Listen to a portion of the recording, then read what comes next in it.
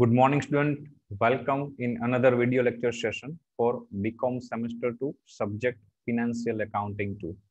Student, last lecture માં આપણે Financial Accounting 2 નું chapter number 2, Business Purchase complete કરેલું છે. So today here we are going for next chapter. It is a piecemeal distribution of cash among partners. એટલે કે ભાગીદારો વચ્ચે રોકડની વહેંચણી. આ ચેપ્ટર જે છે એનું બેઝિક એવો છે કે જ્યારે કોઈ પાર્ટનરશિપ ફોર્મ છે એ ક્લોઝ થાય, ડિસ્ક્લોઝ થાય છે, બંધ થાય છે, ડિસોલ્યુશનમાં જાય છે, એટ ધેટ ટાઈમ ફોર્મ પાસે જે પૈસા છે એ પૈસાનું વહેંચણી કઈ રીતે કરવી. તો જનરલી એવું બને કે કોઈ જ્યારે બિઝનેસ વાઇન્ડ અપ થાય ત્યારે બિઝનેસની જે લાયબિલિટીઝ છે એ પે આઉટ કરવી પડે. એમાં ખાસ કરી સ્પેશિયલ જે સોલ પ્રોપરાઇટર છે અને પાર્ટનરશિપ ફોર્મ છે એ લોકોની જે બિઝનેસ લાયબિલિટીઝ છે એ લોકોએ બિઝનેસની એસેટ સેલ કરીને એમાંથી જે ફંડ એરાઇઝ થાય એ ફંડમાંથી પે આઉટ કરવી પડે. છતાં પણ જો કોઈ લાયબિલિટીઝ આઉટસ્ટેન્ડિંગ રહે તો એ લોકો પોતાની પર્સનલ એસેટ સેલ કરીને પર્સનલ એસેટ્સમાંથી પર્સનલ લાયબિલિટીઝ પે આઉટ થયા પછી જે સરપ્લસ ફંડ છે પર્સનલ એમાંથી પણ બિઝનેસ લાયબિલિટીઝ પે આઉટ કરવી પડે છે. ઇટ મીન્સ જે પાર્ટનરશિપ ફર્મના જે પાર્ટનર્સ છે, સોલ પ્રોપરાઇટરનો જે ઓનર છે, એની જે લાયબિલિટીઝ છે એ અનલિમિટેડ છે, જ્યારે કંપનીની મેટરમાં આવું નથી. તો અહીંયા આપણે જે કન્સેપ્ટ છે ચેપ્ટરનો એ છે કે જ્યારે કોઈ બિઝનેસ વાઇન્ડ અપ થાય છે ત્યારે એ બિઝનેસની લાયબિલિટીઝ પે આઉટ થશે તો એ પે આઉટની સિક્વન્સ શું રહેશે, કોને પૈસા મળશે અને કેટલા મળશે, ક્યારે મળશે.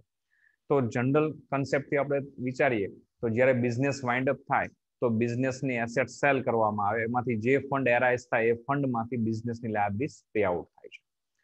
તો અહીંયા આપણે ક્વેશ્ચન એ છે કે જે ફંડ મળે છે ફંડમાંથી ડિસ્ટ્રીબ્યુશન કઈ રીતે થયેલું છે એને આપણે બતાવવાનું છે ઓન પેપર. આપણે એનું પેપર વર્ક કરવાનું છે. ઓકે, જોઈએ introduction. In the previous chapter we have seen how cash received and distributed on decision of partnership firm, but in this case there was an assumption that all assets are sold off at the same time and from the sale proceed all liabilities are paid and the balance is paid to partners. અગાઉના ચેપ્ટરમાં આપણે જોઈએ કે જ્યારે કોઈ ભાગીદારી પેઢીનો ધંધો કોઈ company ખરીદી લે તો એ સિચ્યુએશનમાં પેઢીની બુકમાં શું આમ નોંધ થાય, કંપનીના ચોપડામાં શું નોંધ થાય, એ આપણે પહેલા બે ચેપ્ટરમાં જોઈ ગયા છીએ. અહીંયા આપણે એ જોવાનું છે કે અહીંયા પેઢી વેચાઈ જાય છે, એની બધી જ મિલકતો એક સાથે વેચાય છે. એકચ્યુઅલી પ્રેક્ટિકલ લાઈફમાં લગભગ નિયર ટુ ઇમ્પોસિબલ છે, બટ અહીંયા એવું એઝેમ્પશન કરવામાં આવે છે અને એમાંથી જે ફંડ મળે છે એમાંથી પેમેન્ટ કઈ રીતે થાય છે એ આપણે બતાવવાનું છે. But in practice such thing does not happen. મેં તમને હમણાં કીધું કે ખરેખર વાસ્તવિક રીતે આવું બની શકે નહીં કે પેઢીમાં જે મિલકતો છે બધી જ મિલકતો એક સાથે ઓવરનાઇટ સેલ થાય, એવું નિયર ટુ ઇમ્પોસિબલ છે. Assets are sold gradually and cash is not realized in the lump sum. So on dissolution of the firm, cash is to be distributed piecemeal, that is by installment depending on cash received. ખરેખર તમે જોવા જાઓ તો જ્યારે કોઈ પણ business wind up થાય, ધંધો બંધ થાય, ચાહે સોલ પ્રોપરાઇટર હોય, ચાહે પાર્ટનરશિપ ફર્મ હોય કે ચાહે કંપનીનું ફોર્મેટ હોય, તો એની બધી જ એસેટ્સ ઓવરનાઇટ સેલ નથી થવાની. એની assets one by one, step by step sell થવાની છે. તો એનું જે ફંડ એરાઇઝ થશે ગ્રેડ્યુઅલી ધીમે ધીમે મળશે. તો એ જે ફંડ મળેલું છે એમાંથી એનું પેમેન્ટ કઈ રીતે થાય છે, કોને કોને કયા ઇન્સ્ટોલમેન્ટમાંથી પૈસા ચૂકવાય છે, એટલે કે જે ઇન્સ્ટોલમેન્ટમાં પૈસા મળે છે એમાંથી પેમેન્ટ સામે કોને થાય છે આપણે ડિસ્કસ કરવાનું છે. Okay, meaning of piecemeal distribution of cash. Piecemeal એટલે હપ્તામાં, કટકામાં, ટુકડામાં એવું કહી શકાય. પીસ મતલબ ટુકડો, ભાગ. If all the assets are realized immediately on dissolution of the firm, then all the liabilities may also be paid off and the partners will receive the amount due to them on capital account at that time. જો એવું થાય કે પેઢીમાં ધંધામાં જે મિલકતો છે બધી જ એક સાથે વેચાઈ જાય અને એમાંથી પૂરેપૂરા પૈસા મળી જાય તો એવું બની શકે કે બધી જવાબદારી પેઢીની ચૂકવાઈ જાય અને ભાગીદારોને પણ મૂડી ખાતામાં જે ફંડ, જે પૈસા લેવાના નીકળે છે એમને મળી જાય. But in practice assets are not realise in a day or two. પણ ખરેખર વાસ્તવિક જીવનમાં તમે જોવા જાઓ તો પેઢીની બધી જ મિલકતો એક સાથે ટૂંક સમયમાં, એટલે કે એક બે દિવસમાં ઓવરનાઇટ સેલ થઈ જતી નથી. Sometime it take month for all assets to realize. ક્યારેક એમાં મહિનાઓ લાગી જાય છે. Assets are sold gradually and the book debt are collected gradually. મિલકતોનું વેચાણ ધીમે ધીમે થાય છે અને એનામાંથી પૈસા પણ ધીમે ધીમે મળે છે, ઉપજે છે. Hence it is not possible to pay off all the liabilities at the time and pay off the partners their dues from the firm. તો એવું લગભગ શક્ય નથી કે બધી જ મિલકતો એક સાથે વેચાય, બધા જ પૈસા એક સાથે મળે, બધી જ જવાબદારી પેઢીની એક સાથે ચૂકવાઈ જાય, એવું લગભગ શક્ય નથી. The cash received on realization of assets has therefore to be distributed in a particular order laid down by law, which is as under. તો જે પૈસા પેઢીને મળશે, જેમ મિલકતો વેચાતી જશે તેમ તેમ પૈસા ઉપજતા જશે, જેમ પૈસા ઉપજશે એમાંથી એની જે ચૂકવણી કરવાની છે, વહેંચણી કરવાની છે પૈસાની, એ કાયદામાં જે જોગવાઈ છે એને આધીન થશે. તો કાયદામાં એનો ઓર્ડર આપેલો છે, ક્રમ નક્કી થયેલો છે. ક્રમ શું છે જોઈએ. This is main important point of this chapter. આ પેમેન્ટ સિક્વન્સ તમારે યાદ રાખવાની છે. Number 1, the dissolution expense and outside liabilities are to be paid first. સૌથી પહેલા પેઢી બંધ કરવા માટેનું જે વિસર્જન ખર્ચ છે, જેને આપણે ઇંગ્લિશમાં કહી શકીએ લીગલ પ્રોસેસનો જે ચાર્જીસ છે, સિંગલ વર્ડમાં ડીસોલ્યુશન એક્સપેન્સ જે છે, લિક્વિડેશન એક્સપેન્સ, સૌથી પહેલા એ ચૂકવાશે. જેમ ફર્મ જ્યારે નવી સ્ટાર્ટ થાય, એસ્ટાબ્લિશ થાય, ત્યારે એની લીગલ પ્રોસેસમાંથી પાસ થવું પડે, એનો જે ચાર્જીસ છે જેને આપણે પ્રિલિમિનરી એક્સપેન્સીસ કહી શકીએ, એસ્ટાબ્લિશમેન્ટ એક્સપેન્સ કહી શકીએ. સેમ વે જ્યારે ફર્મનું ડીસોલ્યુશન થાય ત્યારે પણ એની એક લીગલ ફોર્મેટ છે, લીગલ પ્રોસેસ છે, એને ફોલો કરવી પડે. તો એનો જે ચાર્જીસ છે જેને આપણે ડીસોલ્યુશન એક્સપેન્સ ઓર લિક્વિડેશન એક્સપેન્સ કહીશું. તો જ્યારે ફર્મ ડીસોલ્વ થાય ત્યારે વેરી ફર્સ્ટ જે પૈસા મળે ફર્મ પાસે હોય અથવા જે ફંડ એરાઇઝ થાય એમાંથી વેરી ફર્સ્ટ ડીસોલ્યુશન એક્સપેન્સ પે થશે. thereafter outside liabilities. So outside liabilities means what? So there is a three part or a three type of liabilities in the business. First one, business itself, ધંધો પોતે, ત્રણ party આવે, business પોતે. Second one, બિઝનેસના જે owner છે, like your partner. And third one, other than partner and firm, પેઢી અને ભાગીદારો સિવાયનો જે પક્ષ છે, જે પાર્ટી છે, જેને આપણે કહીશું third party or outside liabilities like a creditors, bills payable, bank overdraft, loan, etc. તો સૌથી પહેલા વિસર્જનનો ખર્ચ ચૂકવાશે, પછી બાહ્ય જવાબદારી જે ધંધાની હશે ચૂકવાશે. Number 2, out of the surplus the partners loan if any has to be returned. If 2 or more partners have advance loan and the surplus is not enough to repay, the loan is full, then loans are returned rate by. સૌથી પહેલા વિસર્જન ખર્ચ, બીજા નંબરમાં આઉટસાઇડની liabilities, પછી આવશે ભાગીદારની loan. જો કોઈ ભાગીદારે લોન આપેલી હોય તો એને લોન પરત થશે. ક્યારેક એવું બને એક કરતા વધુ ભાગીદારે લોન આપેલી હોય અને બંને ભાગીદારને સાથે લોન પરત કરી શકે એટલા પૂરતા પૈસા ન હોય, તો એ બંનેની લોનનું જે પ્રમાણ નીકળશે રકમનું, એ પ્રમાણમાં એમને પૈસા પાછા મળતા રહેશે. જો સફિશિયન્ટ બેલેન્સ હોય તો કોઈ ઇસ્યુ નથી, પણ સફિશિયન્ટ બેલેન્સ ન હોય તો જે લાયબિલિટીઝ એક સાથે પે કરવાની છે એ નંબર ઓફ હોય ત્યારે એનો રેશિયો નીકળશે અને રેશિયો વાઇઝ એ લાયબિલિટીઝ પે આઉટ થશે. Number 3, lastly the partners are paid what is due to them on capital account. અને સૌથી છેલ્લે ભાગીદારોને મૂડી ખાતાની બાકીની જે રકમ હશે, એટલે કે એ લોકોએ જે બિઝનેસમાં જે કેપિટલ ઇન્વેસ્ટમેન્ટ કરેલી છે એ કેપિટલ એમને રિફંડ મળશે. If the partners' capital are in their profit sharing ratio, then the surplus cash is paid to them in profit sharing ratio. As and when it is received, if cash received finally is not sufficient to return full capital to the partners, then loss they have bear would be their profit sharing ratio. ભાગીદારોએ જે મૂડી ધંધામાં રોકેલી છે એમાં નફા નુકસાનના પ્રમાણમાં હશે તો કોઈ પ્રશ્ન નથી. એમને જે પૈસા હશે પેઢી પાસે એમાંથી એમને નફા નુકસાનના પ્રમાણમાં મૂડી પાછી મળતી રહેશે. સૌથી છેલ્લે એવું બને કે એમની જે મૂડીની બાકી છે એટલા સફિશિયન્ટ ફંડ ન હોય તો હવે એ લોકોએ લોસ બેર કરવાનો આવશે, નુકસાન ભોગવવાનું આવશે. એ નુકસાન પણ એમના નફા નુકસાનના પ્રમાણમાં આવશે. If capital of the partners are not in the profit sharing proportion, the question of distributing cash in a piecemeal manner becomes difficult. જો ભાગીદારોની મૂડી એમના નફા નુકસાનના પ્રમાણમાં ન હોય તો સૌથી મુશ્કેલી વાળો પ્રશ્ન એ છે કે હવે ભાગીદારોને જ્યારે મૂડી પરત કરીએ તો એ મૂડી એમને કઈ રીતે પાછી આપવી, કોને કેટલી પાછી આપવી. ફોર એક્ઝામ્પલ એવું બની શકે હું અને તમે બે પાર્ટનર્સ છીએ, મેં ₹1,00,000 મૂડી રોકેલી છે અને તમે પણ ₹1,00,000 મૂડી રોકેલી છે, પણ આપણે નફા નુકસાનનું પ્રમાણ છે એ 2:3 છે. એટલે કે પ્રોફિટ શેરિંગ રેશિયો ડિફર છે, જુદો છે, અને આપણી કેપિટલ ઇન્વેસ્ટમેન્ટ રેશિયો પણ જુદો છે. તો એ કેસમાં હવે પેઢી પાસે ₹50,000 અત્યારે હાથ ઉપર હોય તો પેઢી કોને પાછા આપશે? 25 મને 25 તમને, અથવા એ 50 ને 2:3 વેચશે, શું કરવું?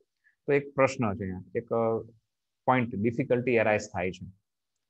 One way out is to wait till the all assets are sold off and then to ascertain the loss on realization, which would be transferred to their capital account. This will give us the final capital balance, which would be returned to them in full. Even this is not practicable, as the partner are not generally ready to wait till the last rupees is realized. એક રસ્તો એનો એવો છે કે પેઢીની જેટલી મિલકત છે બધી વેચાઈ જવાની રાહ જોવાની. બધી જ મિલકતોનું વેચાણ થઈ જાય, બધા જ પૈસા મળી જાય, પછી જે મૂડી છે ચૂકવવાની, એની સામે જે પૈસા હાથ ઉપર હવે જે છે બધી મિલકત વેચાઈ ગયા પછી એ બાદ કરીને નુકસાન નથી કરી લ્યો, એ નુકસાન નફા નુકસાનમાં વેચી લ્યો, મૂડીમાંથી નુકસાન બાદ કરો, બાકીના જે પૈસા આવે એમને વેચી આપી દેવાના. પણ આવું પ્રેક્ટિકલ પોસિબલ નથી, કારણ કે દરેક ભાગીદારો બધી જ મિલકતોનું વેચાણ થાય ત્યાં સુધી રાહ જોવા માટે સહમતિ નથી બતાવતા. આપણે અગાઉ ડિસ્કસ થઈ ગયું, પ્રેક્ટિકલ લાઈફમાં પણ તમે જોઈ શકો કે જેટલી મિલકતો પેઢીમાં હોય છે બધી જ મિલકતો વેચાવી ઓવરનાઇટ પોસિબલ નથી. એ મિલકતોના વેચાણ માટે સમય લાગી શકે, 1 મહિના, 2 મહિના, 6 મહિના. ઓકે, તો દરેક પાર્ટનર્સ છે ત્યાં સુધીનું રાહ જોવા માટે એના માટે પોસિબલ હોતું નથી. The cash has to be distributed among the partners as when they are received. તો બીજો ઓપ્શન છે કે જેમ જેમ પૈસા મળતા જાય મિલકતના વેચાણમાંથી એમ ભાગીદારો વચ્ચે એ પૈસા વેચતા જવાના. તો હવે એમાં મૂડી પાછી કઈ રીતે આપવી, એમને રિટર્ન, કેપિટલ રિટર્ન કઈ રીતે કરવી, તો એના માટેની બે મેથડ છે આપણા practical ચેપ્ટરમાં. Methods of piecemeal distribution of cash. The following two methods generally used for such piecemeal distribution. First one, surplus capital method, or એને proposed net capital method પણ કહી શકાય. સેકન્ડ વન છે મેક્સિમમ લોસ મેથડ. એક્ઝામમાં તમને બે માંથી કોઈ પણ મેથડના ક્વેશ્ચન પૂછાઈ શકે છે, અથવા કદાચ એવી સૂચના આપે કે તમે કોઈ પણ મેથડથી તમે સમ ગણી શકો છો, surplus capital or maximum loss, which ever you like, તમને જે ગમે એ મેથડથી ગણી શકો. તો અહીંયા જે આપણે મેથડ જોવાની છે, ક્વેશ્ચન શીખવાના છે, પહેલા આપણે સરપ્લસ કેપિટલના જોઈશું, પછી મેક્સિમમ લોસના જોઈશું. પણ બંને મેથડમાં 70 to 80% ક્વેશ્ચન સિમિલર જ છે. એમ કહી શકાય કે જે અહીંયા જે ઓર્ડર છે રિટર્નનો, પેમેન્ટ જે કરવાનું છે, પેઢી પાસે જે પૈસા હપ્તે હપ્તે મળે છે એમાંથી પૈસા ચૂકવણી કરતું જવાનું જે ઓર્ડર છે, એમાંના જે પહેલા 3 ઓર્ડર છે, પહેલું ડિસોલ્યુશન એક્સપેન્સ, પછી આઉટસાઇડ લાયબિલિટીઝ, પછી પાર્ટનર્સની લોન. આ ઓર્ડરનો જે ક્રમ છે, એની જે સિક્વન્સ છે, એ તમે પહેલી મેથડ સરપ્લસ કેપિટલથી ગણો કે મેક્સિમમ લોસથી કોઈ ચેન્જ નહીં થાય, એ જ રીતે રહેશે. લાસ્ટલી જે છે પાર્ટનર્સની કેપિટલ પરત કરવાની છે કેપિટલ એકાઉન્ટ પ્રમાણે, એ જે મેથડનું કેલ્ક્યુલેશન છે એ બંને મેથડમાં થોડુંક જુદી રીતે ગણાય છે. પણ ફાઇનલ આન્સર તો બંને મેથડમાંથી કોઈ પણ મેથડથી સમ તમે ગણો સરખો જ આવશે. તો સરપ્લસ કેપિટલ મેથડ ને maximum loss method calculation wise તમે જોવા જશો તો 80% સિમિલર જ છે. ફક્ત જે લાસ્ટ છે કે પાર્ટનર્સની કેપિટલ રિટર્ન કરવાનું સ્ટેજ જ્યારે આવે છે ત્યારે કે સરપ્લસ કેપિટલની મેથડનું કેલ્ક્યુલેશન થોડુંક જુદું આવે છે, મેક્સિમમ લોસનું કેલ્ક્યુલેશન થોડુંક જુદું બને છે. પણ અલ્ટિમેટલી જે આન્સર ફાઇનલ આવે છે આફ્ટર કમ્પ્લેશન ઓફ સમ, જે આન્સર આવશે ફાઇનલ, એ બે માંથી કોઈ પણ મેથડ તમે ગણો આન્સર સરખો રહેશે. ઓકે, અહીંયા આપણે સરપ્લસ કેપિટલના પ્રેક્ટિકલ ક્વેશ્ચન આજે શરૂ કરીએ છીએ. તો ક્વેશ્ચન નંબર 1 જોઈએ. તમારા બુક પ્રમાણે પણ પ્રેક્ટિકલ સેક્શનમાં પહેલો ક્વેશ્ચન છે અને આપણા વિડિયો લેક્ચર સેશન વાઇઝ પણ એ પહેલો ક્વેશ્ચન છે.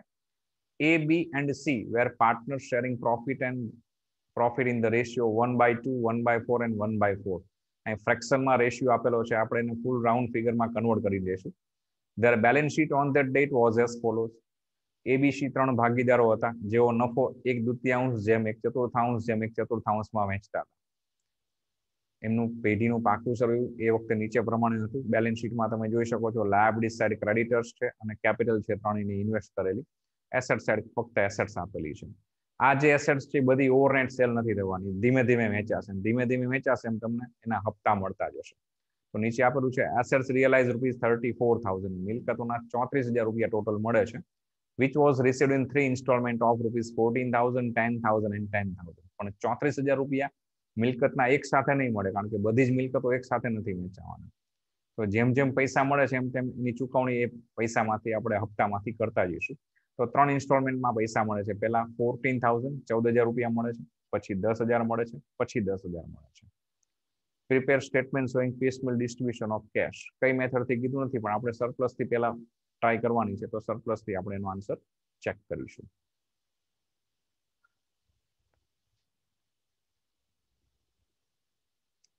Yes, method surplus capital book wise પણ આન્સર નંબર 1 છે અને આપણા વિડીયો લેક્ચર સેશન વાઇઝ પણ આન્સર નંબર 1 છે. હવે સરપ્લસ કેપિટલનું મેથડથી અમારે શ્રમ ગણવો હોય તો સૌથી પહેલા એક એડિશનલ સ્ટેટમેન્ટ એઝ અ વર્કનોટ તરીકે તમારે બનાવવું પડશે.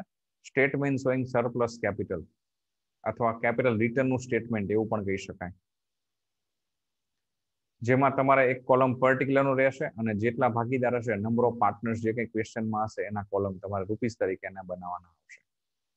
ઓકે, સૌથી પહેલા આપણે એમાં લખીશું capital as per balance sheet.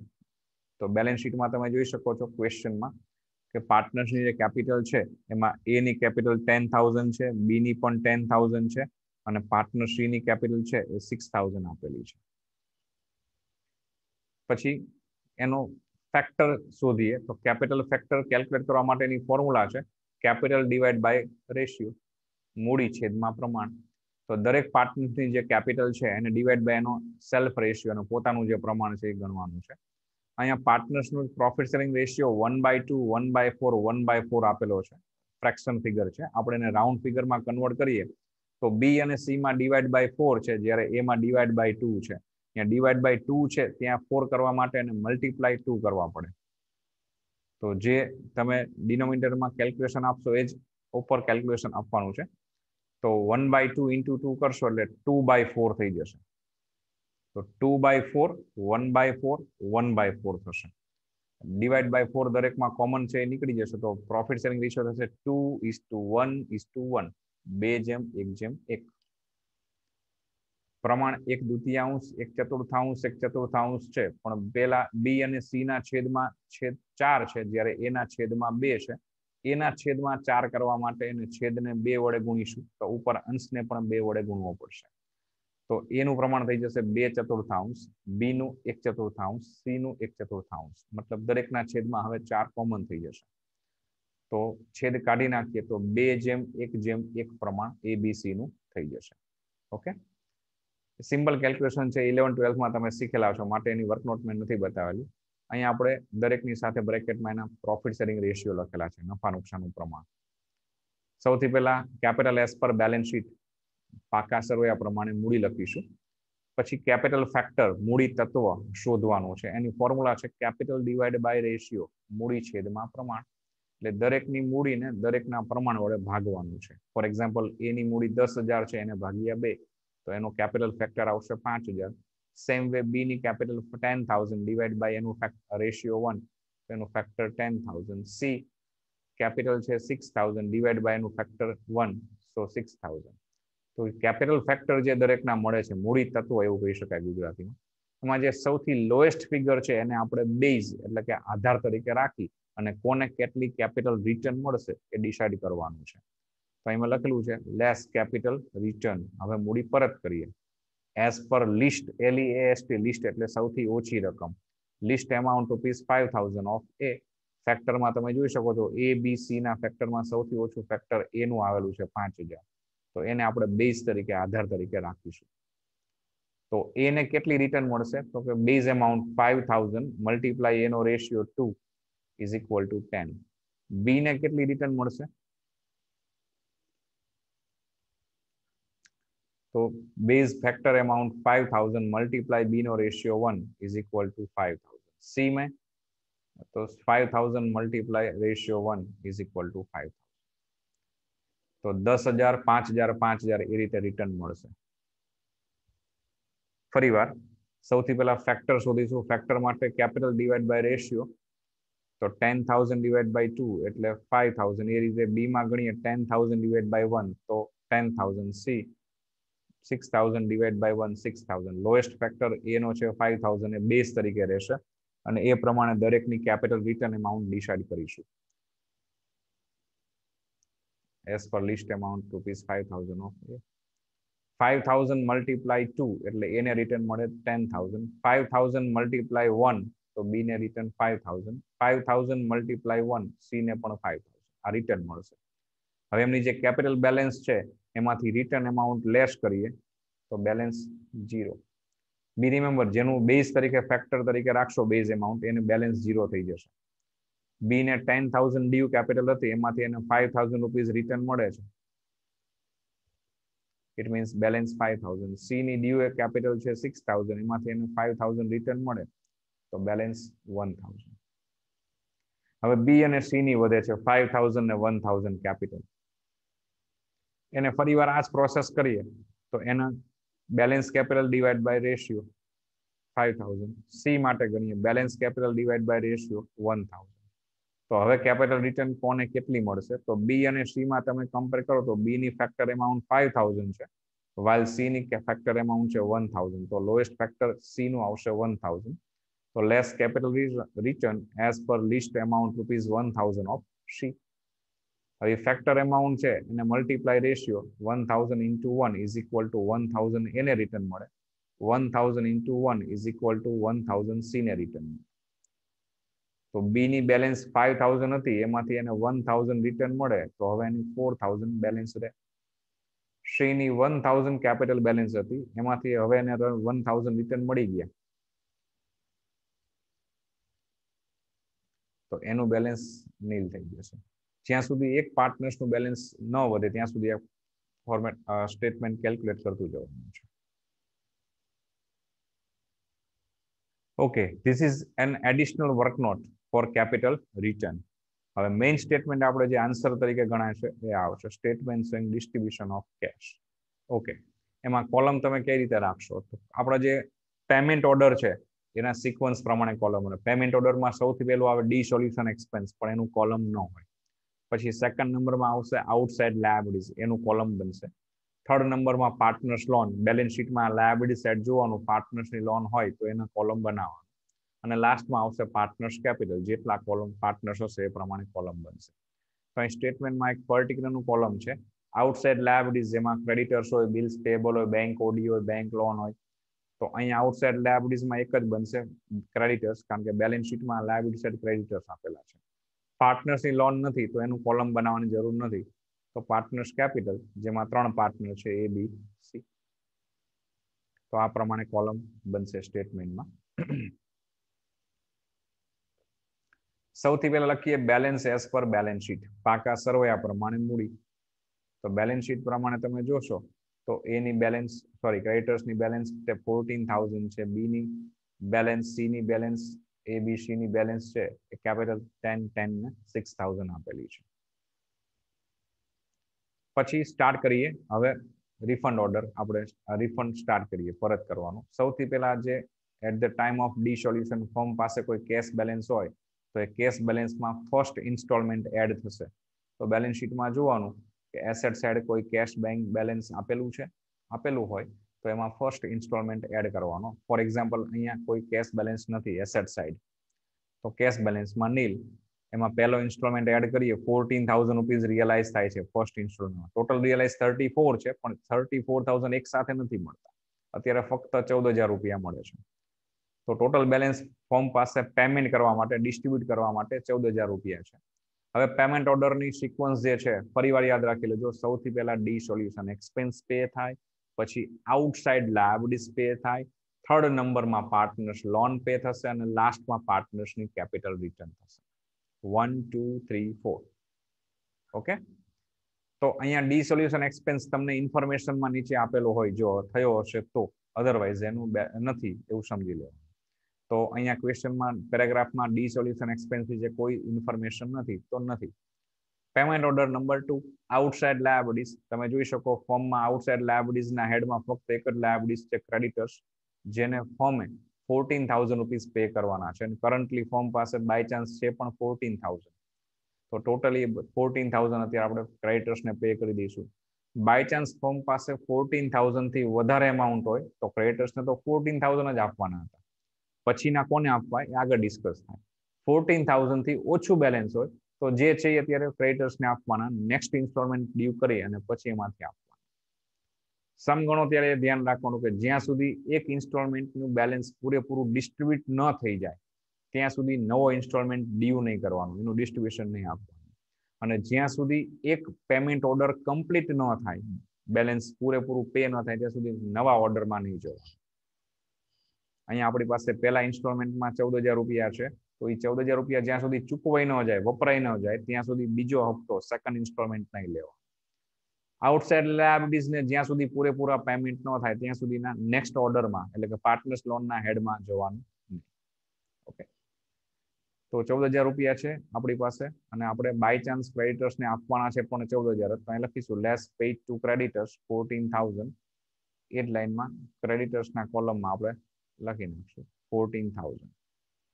બીજા કોઈને કંઈ એમાં પેમેન્ટ નથી મળતું, બાકી બધામાં ડેશ.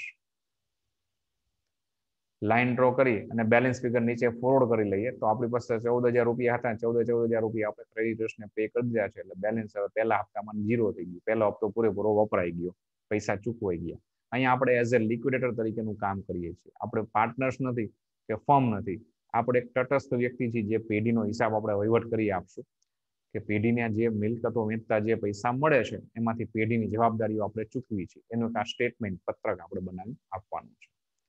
એબીસી ને કોઈને રકમ કંઈ મળેલી નથી તો એમની જે કેપિટલ હતી એ એમને ફોરવર્ડ થઈ જશે. પહેલા હપ્તાનું બેલેન્સ હવે 0 થઈ ગયું, મતલબ કે બધું બેલેન્સ ચૂકવાઈ ગયું છે, વપરાઈ ગયું છે. તો હવે સેકન્ડ ઇન્સ્ટોલમેન્ટ ડ્યુ થશે. તો સેકન્ડ ઇન્સ્ટોલમેન્ટ મળે છે 10,000. પેમેન્ટ ઓર્ડર આપણો છે પહેલો ડિસોલ્યુશન એક્સપેન્સ જે હતો નહીં, સેકન્ડ આઉટસાઇડ લાયબિલિટીઝ જે પૂરેપૂરી પે આઉટ થઈ ગઈ છે, બેલેન્સ 0 થઈ ગયું, હવે ચૂકવવાના હવે બાકી નથી. તો હવે ત્રીજા ઓર્ડરમાં જઈએ. થર્ડ નંબરમાં મળશે પાર્ટનર્સને લોન.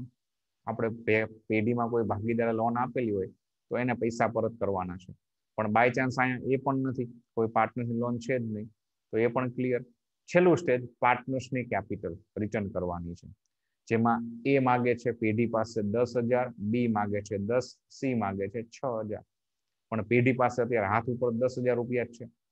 10, 10, 20 ને 6, 26 ટોટલ પેઢીએ દરેક ભાગીદારને પૂરેપૂરી મૂડી પાછી આપવી હોય તો પેઢી પાસે 26,000 રૂપિયા હોવા જોઈએ, પણ હાલમાં પેઢી પાસે ફક્ત 10,000 રૂપિયા છે.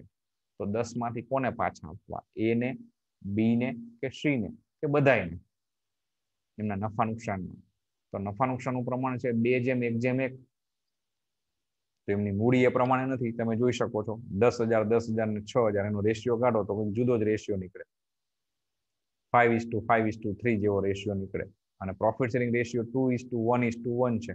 એટલે કે એમની જે કેપિટલ છે એ પ્રોફિટ શેરિંગ રેશિયો વાઇઝ નથી. તો તમે બધાને ન આપી શકો, નફા નુકસાનના પ્રમાણમાં ન આપી શકો. એ ત્યારે જ આપી શકો એમનો કેપિટલ રેશિયો અને પ્રોફિટ શેરિંગ રેશિયો બંને સિમિલર હોય તો શું કરશું? તો એને ચૂકવવા માટે આપણે કોને આપશું? એના માટે આપણે જે સ્ટેટમેન્ટ બનાવ્યું છે એની હેલ્પ લઈશું. આ સ્ટેટમેન્ટમાં સરપ્લસ કેપિટલના સ્ટેટમેન્ટમાં વેરી લાસ્ટ સૌથી છેલ્લે જેનું બેલેન્સ વધ્યું હોય, જે પાર્ટનર્સનું સિંગલ પાર્ટનરનું કોઈનું વધ્યું હશે, સૌથી પહેલા એ પાર્ટનર્સને એટલા રૂપિયા પાછા આપીશું. લાસ્ટમાં જે વધે એ બેલેન્સ પણ કહેવાય, ફક્ત લાસ્ટમાં જે વધે એને, અને એને કેપિટલ રિટર્ન પણ કહી શકાય. આ બેલેન્સ છે ને રિટર્ન નો કહેવાય, પણ લાસ્ટમાં જે વધે એને રિટર્ન કહી શકાય. કારણ કે આગળ તમે આના સ્ટેપ કન્ટિન્યુ કરો તો રિટર્ન 4,000 બી ને જ આવે, બીજા કોઈ ન આવે. માટે આપણે પછી આગળ ગણવાની કોઈ રિક્વાયરમેન્ટ નથી, નોટ નેસેસરી, યુઝલેસ છે, એટલા માટે નથી ગણતા આપણે, વેસ્ટ ઓફ ટાઈમ છે. અગર તમે આ જ પ્રોસેસ ફરીવાર બી માટે કન્ટિન્યુ કરો તો બી માં પણ લેસ કેપિટલ રિટર્ન 4,000 એનું જ ફેક્ટર આવે, એને જ રિટર્ન મળે. એટલે લાસ્ટમાં જે વધે બેલેન્સ એ પાર્ટનર્સની રિટર્ન છે એવું આપણે ગણી લઈશું. તો સૌથી પહેલા એ કેલ્ક્યુલેશન પ્રમાણે બી ને 4,000 રૂપિયા પાછા આપવાના. બી ને અપાઈ જાય પછી જ્યાં કેપિટલ રિટર્ન લખ્યું છે એમાં જેની કોલમમાં રકમ છે એ પ્રમાણે એટલી રકમ એને પાછી મળે. એટલે પહેલા બી ને 4,000 મળશે, પછી બી અને સી ને 1,000 રૂપિયા પાછા મળશે. પછી કેપિટલ રિટર્ન આપણે અહીંયા લખેલું છે એ પ્રમાણે એ ને 10,000, બી ને 5,000 અને સી ને 5,000 મળશે. જ્યારે જેટલા પાર્ટનર્સ થી બધાને રિટર્ન આપવાનું સ્ટેજ આવશે ત્યારે અહીંયા જે રકમ શો કરે છે સરપ્લસ કેપિટલના સ્ટેટમેન્ટમાં, સેમ ફિગર તમારા ડિસ્ટ્રીબ્યુશન ઓફ કેશના સ્ટેટમેન્ટમાં શો કરશે. જોઈએ આપણે અત્યારે સૌથી પહેલા આપણે બી ને 4,000 રૂપિયા પાછા આપવાના છે, ફક્ત બી ને. તો સેકન્ડ ઇન્સ્ટોલમેન્ટ આપણી પાસે ડ્યુ થઈ ગયો છે, એમાં 10,000 રૂપિયા બેલેન્સ છે.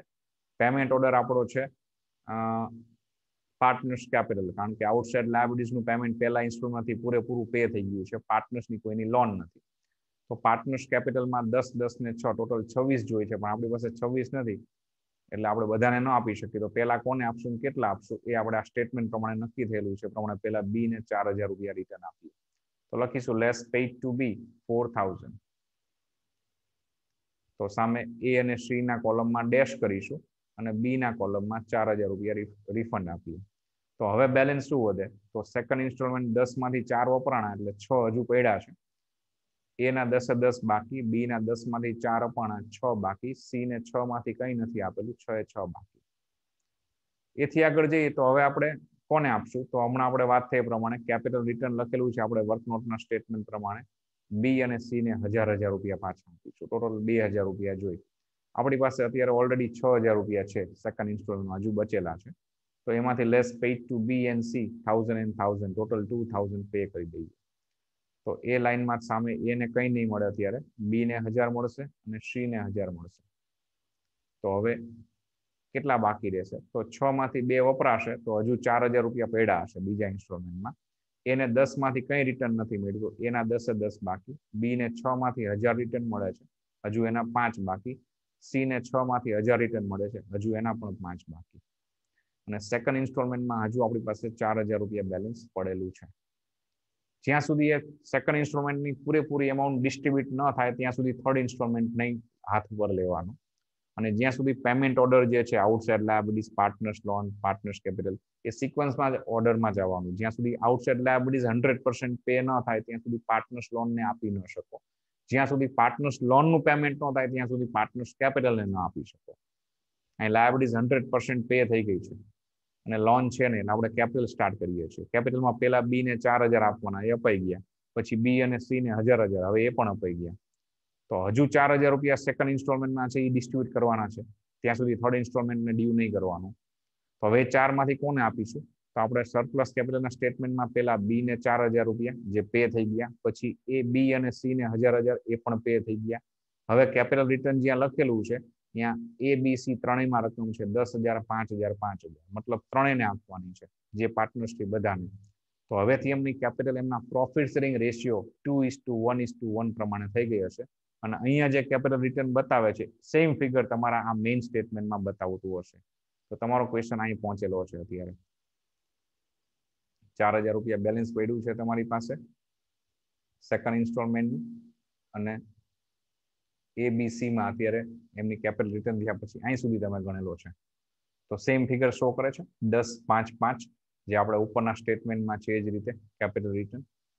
તો હવેથી એમની કેપિટલ છે now their capital adjusted as per their profit sharing ratio. હવે એમની મૂડીમાં નફા નુકસાનના પ્રમાણમાં સેટ થઈ ગઈ છે.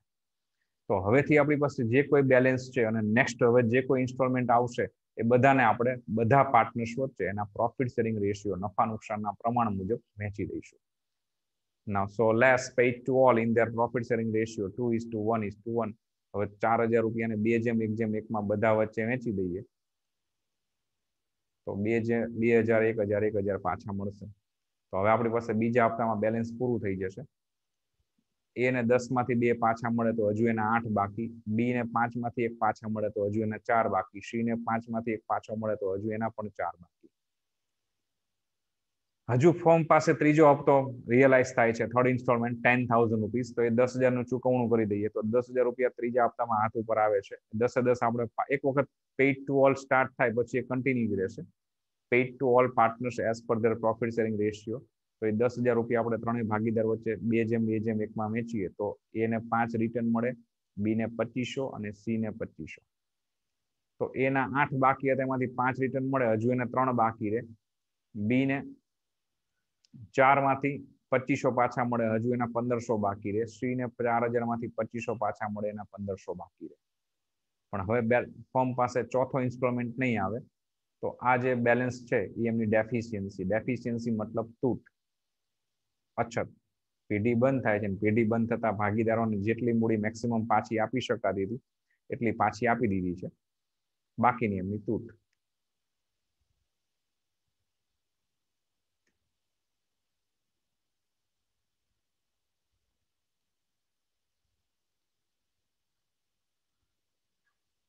એમની કેપિટલ ડેફિશિયન્સી. ઓકે.